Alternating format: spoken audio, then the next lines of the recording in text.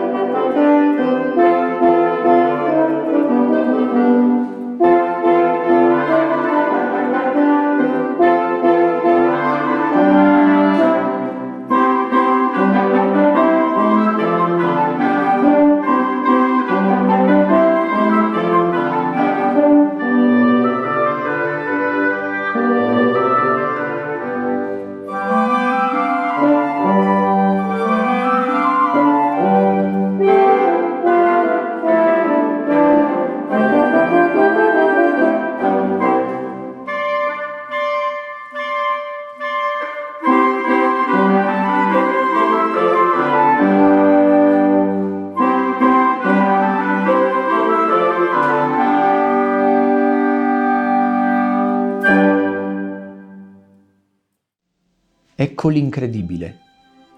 Tutto il viaggio del poeta trova il suo climax nella seconda persona della Trinità. In Dio c'è la nostra effigie, il nostro volto. Di più non si può sapere, di più non si può vedere, ma è sufficiente. Pur nella nostra imperfezione, pur nel nostro essere mortali, ognuno di noi è parte di Dio.